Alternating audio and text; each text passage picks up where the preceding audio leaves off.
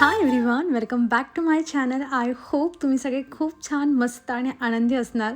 आज इतकी छान फुलं आली होती ना, म्हणजे इकडे ह्या जास्वंदाला, पिंक जास्वंदाला पण 2-1 फुलं आली होती. त्यानंतर हे जे रेड कलरचं जास्वंद आहे ना, त्याला 5 फुलं आली होती आणि माझा हा काही मोह आवरला गेला नाही. म्हटलं चला तुमच्यासोबत हे सगळं शेअर करते की इतकुशा झाडाला, इतक्या छोट्या कुंडीमध्ये लावलं त्याला, तरी पण एवढी छान फुलं येत आहे. मला बऱ्याच कमेंट रिसीव्ह होतात की तू झाडांना काय टाकते. तसं तर खूप जास्त नाही, सकाळचं ऊन येतं त्यामुळे एक हेल्दी ऊन जे झाडांना पाहिजे असतं ना, ते माझ्या झाडांना मिळतं. त्यानंतर मी NPK, DAP नाहीतर मग सीवीड अशा पद्धतीचे थोडेसे फर्टिलायझर आहेत, मी टॅग करेल, तुम्ही चेक कराल, त्यांचा यूज करत असते. आणि आलामंडाचे ना गेल्या 15-1 दिवसापासून खूप पत्ते गळत होते त्याचे, कारण आता त्याचा सीझन, आता ग्रोविंग जो आहे ना सीझन चालू झाला आहे, तर त्याला नवीन खूप जास्त ब्रांचेस आलेले आहेत. आणि जे येलो कलरचं तुम्ही फूल बघताय ना, तर ते आज पहिल्यांदा, म्हणजे ह्या सीझनचं पहिलं ते फूल आलं आहे आलामंडाला. आणि यापुढे तर आता बघा किती बंचमध्ये त्याला फुलं येतील.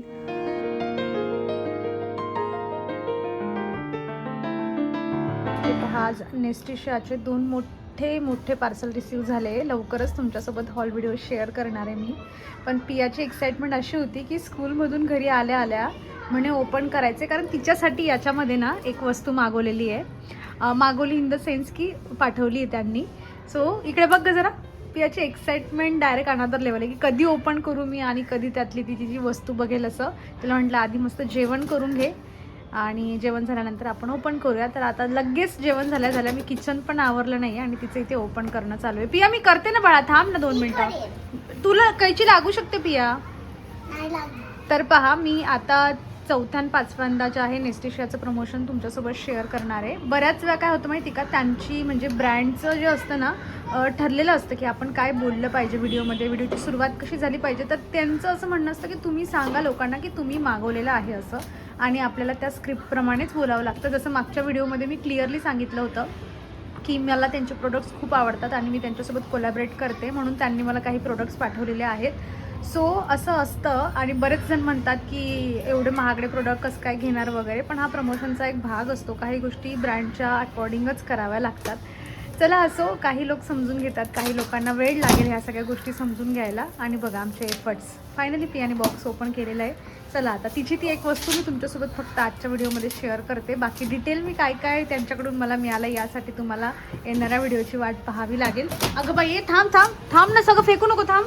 हा एक बॉक्स ओपन करून झाला, यात पण तिचं ते काही वस्तू निघाली नाही, म्हणून आता हे सेकंड प्रोडक्ट तिचं ओपन करण्यात आलं. थांब ना, मी करते ना ओपन, थांब ना जरा, बस तिथे. नको नको नको नको, खराब आहे नको.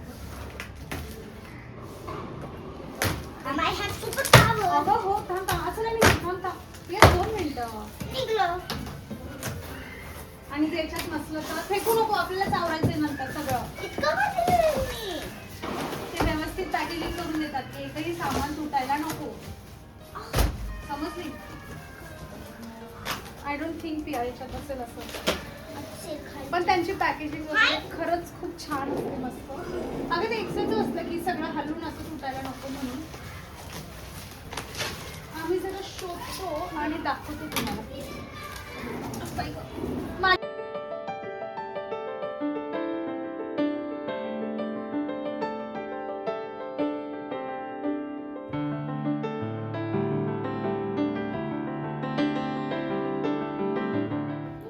मी आताच ना ऑक्सिडाइज इयरिंग्सचा एक हॉल व्हिडिओ शूट केला आहे.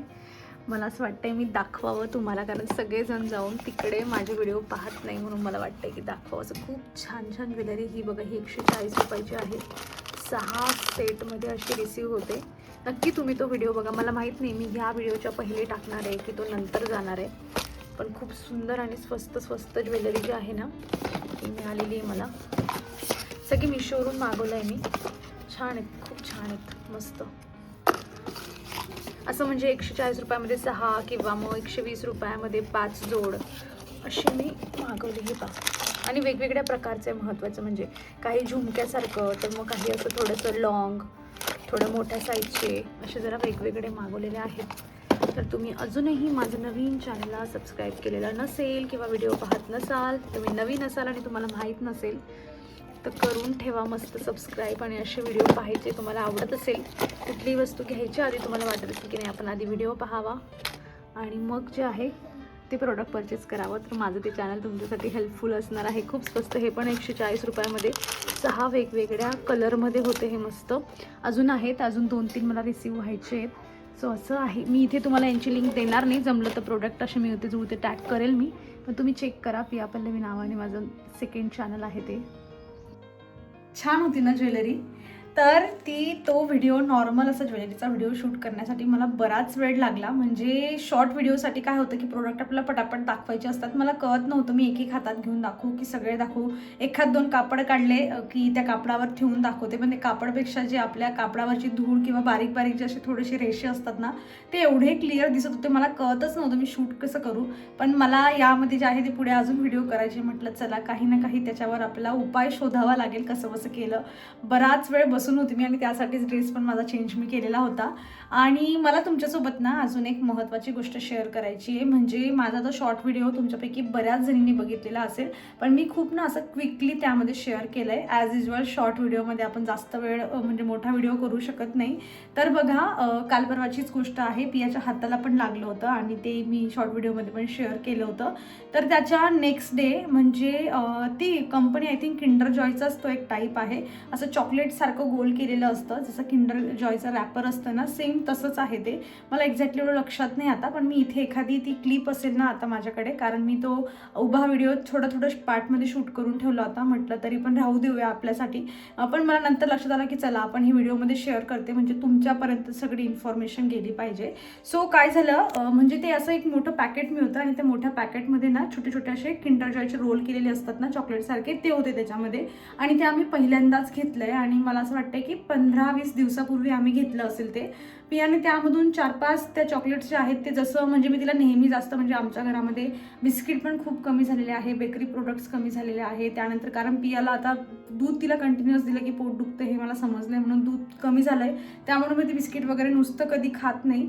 कुकीज वगैरे जे असतात ना असे मध्ये त्याच्यामध्ये चॉकलेट फील केलेले असते बरं का, ते कधीतरी तिला आवडतं. पहिले मी तिला असं म्हणजे टिफिनमध्ये पण द्यायची, पण मी आता हळूहळू ते पण बंद केलं.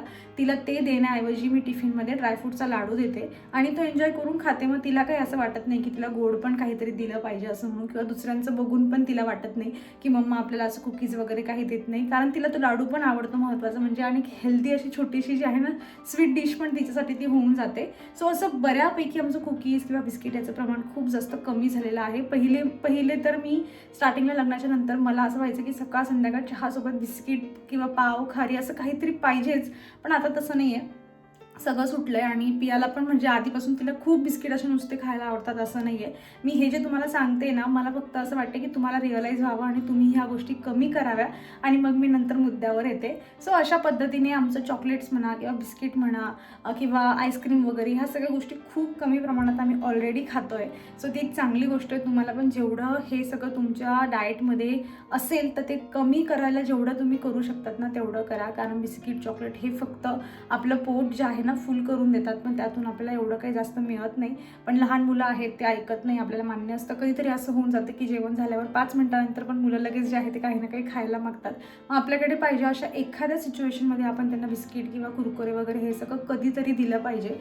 सो एवढ्या चांगल्या हॅबिट्स असून पण बघा आता, तर ते चॉकलेट्स आम्ही 15-20 दिवसापूर्वी घेतले असतील. त्याच्यामधल्या 3-4 पियाने खाल्ल्या पण होत्या. पण पियाला ना आता ती एक खूप वाईट सवय तिला, की तिला असं काहीतरी जे कधीतरी तिला मिळतं ना तर ती खूप टाइमपास करून खाते तिला. म्हणजे तिला जर आईस्क्रीम पण घेऊन दिली ना तर ती तिथे बसून कधीच खाणार नाही. ती तो डब्बा घरी आणेल आणि खूप मेल्ट करून थोडंसं चव घेऊन खूप जास्त खाते ती. एकदम आनंद घेऊन टी व्ही बघेल. असं तिला कधीतरी एखादं कुकीज पण दिलं ना, आता मी जनरली देत नाही, दिलं तिला की त्याचं ती तोडेल, मग ते छोटा तुकडा करून असं सगळं खाते. मला वैताग पण येतो, पण तिच्या ह्या सगळ्या गोष्टीमुळेच जी छोटीशी घटना झाली ती डोळ्यासमोर आली, नाही तर ती असंच सगळं खाऊन गेली असती. सो तिला त्या दिवशी ती म्हणत होती मम्मा भूक लागली. मी म्हटलं तू आताच जेवलीस पिया, तुला काय आता उगाच खायचं आहे. मग ती म्हणे मी ही चॉकलेट घेऊ का, खूप दिवस झाले घेतली नाही. म्हटलं ठीक आहे घे तू. आणि व्यवस्थित पॅकिंग वगैरे सगळं काही व्यवस्थित होतं. तिने ओपन केली आणि नेहमीप्रमाणे तिला जशी सवय आहे तिने ती चॉकलेट ओपन करून तिचं बघणं चालू होतं की कुठून आता आपण हिला सुरुवात करायची, इकडून करायची तिकडून करायची, ओपन करायची, बाउलमध्ये घ्यायचं, चम्मचने घ्यायचं, एवढेच त्याच्यामध्ये असा छोटासा बॉल निघतो, त्याच्यामध्ये क्रीम असते. आणि तिने ते पाहताना तिला लक्षात आलं की छोटीशी त्यावरनं आळी होती. सो आता हा तिच्या हॅबिटमुळे तिला हे लक्षात आलं नाही, तर मग मुलांची सवय असते. आता आपण पण असं काही मिळालं तर आपण फटक्यात घेतो आणि तोंडात टाकतो, पण तिला हे टाईमपास करण्याच्या सवयीमुळे तिला ते लक्षात आलं की त्याच्यावर आळी असं. आता माहीत नाही याच्यापूर्वी पण तिने जे खाल्लं त्याच्यामध्ये होतं की नाही होतं, की ते हळूहळू त्यामध्ये ग्रो व्हायला लागले. आय डोंट नो, पण कंपनी वगैरे एवढं सगळं चांगलं असूनसुद्धा अशा प्रकारचे जे आहेत ना त्या गोष्टी घडतात. इथे मी तुम्हाला जमलं तर क्लिप दाखवते. आहे नो जरा किडसवाणं वाटतं, ते बघायला इच्छा होत नाही असं सगळं बघायला. पण फक्त एकच गोष्ट मला व्हिडिओमधून सांगायची आहे. आता आपल्यासोबतही यापूर्वी माझ्यासोबत अजून किती वेळा झालं असेल किंवा बऱ्याच गोष्टी, पण एक गोष्टीचं थोडंसं असं मनाला जरा हे की आपण जास्त जे आहे ना बिस्किट वगैरे, हे कुकीज म्हणा काय असं चॉकलेट्स वगैरे हे जास्त खात नाही. पण तरीही याच्या पुढे तुम्ही मुलांना असं काहीतरी देत असाल ना, तर एक वेळा ओपन करून पॅकेट करून आपल्या डोळ्यांनी पहिले पाहून घ्यायचं की ओके हे सगळं व्यवस्थित आहे की नाही. बऱ्याच वेळा पियाला चॉकोज वगैरे पण आवडतात आणि चॉकोजमध्ये पण हे सगळं होतं. जे दुधात टाकून खातात ती त्या दुधात टाकून खात नाही, पण तिला नुसतं खायला आवडतं. ती खूप कधी कधी हट्ट करते. मग तो एक 5चा पॅकेट असतो ना, तो तिला कधीतरी मी 3-4 महिन्यातून एखादा घेऊन देते. पण नेहमी मी तिला ओपन करून, मला ती सवय, कारण मी एकदा चॉकोजचा व्हिडिओ पाहिला होता की त्याच्यामध्ये पण आळ्या निघतात असं.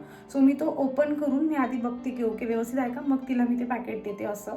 पण याच्यापुढे तुम्हीही ह्या इन्सिडन्सवरून नेहमी लक्षात ठेवा की लहान मुलांना काही पण खायला द्यायचं असेल असं पॅकेटमधलं, तर आपण आधी एक नजर मारून घ्यायची की याच्यामध्ये काही नाही ना असं. कारण मी विचारच केला नव्हता की ह्या चॉकलेटमध्ये असं काही निघू शकतं म्हणून. ती एक चॉकलेट तिच्या हातामध्ये त्याच्यावर आडी होती. मी दुसरं ओपन केलं, त्याच्यामध्ये मी ओपन केलं असं, तो बॉल असतो मधला तो ओपन केला, त्याच्यामध्ये पण लगेच निघाली, तिसऱ्यात पण निघाली, आणि बाकीचे मग 1-2 काही ओपन करायची इच्छाच नव्हती. सो अशा पद्धतीने बघा होत असतं. त्यामुळे केअरफुली अशा सगळ्या गोष्टी छोट्या छोट्या हँडल करायच्या, कारण बऱ्याच वेळ मुलांचं लक्ष पण नसतं. डायरेक्ट मुलं जे आहे ते तोंडात टाकतात आणि मग पुढे जाऊन त्यांना पोटदुखी म्हणा, छोटे छोटे प्रॉब्लेम्स जे आहे ते यायला लागतात. सो चला, अशी ती होती. पण हे जरा म्हणजे विचित्र प्रकार आहे हा. बऱ्याच वेळा कॅडबऱ्यांमध्ये सुद्धा अशा प्रकारच्या आळ्या निघतात. खूप व्हिडिओज वगैरे पाहिलेले आहे, पण हा इन्सिडन्स म्हणजे चॉकलेट म्हणा किंवा कॅडबरी, चोकोज, हे पहिल्यांदा माझ्यासोबत होईल हे मला वाटलं नव्हतं. पण तुम्ही यापुढे लक्ष देऊन मुलांना देताना किंवा स्वतः पण तुम्ही कन्झ्युम करत असाल तरी पण आधी एकदा बघून घ्यायचं की हे व्यवस्थित आहे की नाही म्हणून. सो चला, असं होतं. आता घरातली बरीच कामं आहे ती मी आवरते आणि पुढे जे काय होईल ते तुमच्यासोबत शेअर करते.